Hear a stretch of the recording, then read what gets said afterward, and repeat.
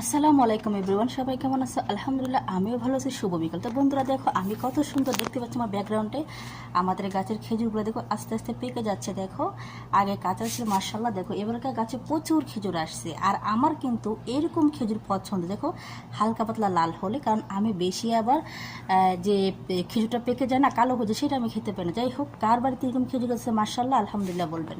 তো শুভ বিকাল। দেখেন ব্যাকগ্রাউন্ডটা কত সুন্দর। আমি একটু ভাবছি আপনার সাথে কথা বলি। আমার খেজুর গাছে দেখাচ্ছি, দেখেন এরকম খেজুর কে খেতে পছন্দ করেন। আমি দৈনিক মনেও যতবার আমি খেজুর গাছের তলায় আসি ততবার একটা দুটা করে পেরে নিয়ে আমি খেই, কারণ আমার এই খেজুরটা খেতে ভালো লাগে। দেখো কত সুন্দর, মাশাআল্লাহ, সবাই কিন্তু মাশাআল্লাহ বলবা।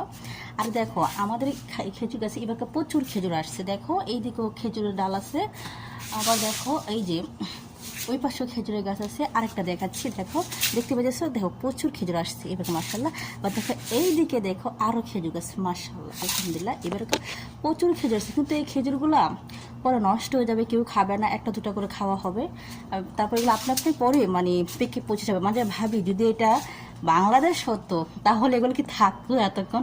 দুষ্টু পোলাপানের জেলা ছিঁড়া ফিরে শেষ করে বলাইতো। কারণ আমাদের বাংলাদেশের মানুষের অবস্থা, ছোট বাচ্চারা যদি পাইতো এটাকে মনে হয় যে এতদিনে এগুলো থাকতেও না, সবগুলো হারিয়ে যেত, জাস্ট প্রবাস। তাই এখন ওগুলো টিকে আছে। আর আমাদের দেশ হলে এটা কবেই হাওয়ায় মিশে যেত। তো যাই হোক, কি আর কিছু মনে করবে না। আর এই কত সুন্দর প্রকৃতি বিকেলের সাথে উপভোগ করা, বলেন তো। আমার মাথার উপরে দেখো, একটু বসে দেখো তো কত সুন্দর, মাথার উপরে খেজুর। এরকম দারুণ দৃশ্য আপনারা কোথায় দেখবেন বলেন তো? আর আমার ভিডিওটা অবশ্যই দেখবেন, লাইক কমেন্ট করবেন, সাবস্ক্রাইব করবেন, ভালো লাগলে শেয়ার দিবেন। দেখছেন কত সুন্দর, মনে হচ্ছে আঙ্গুর ফল ঝুলে আছে, তাই না?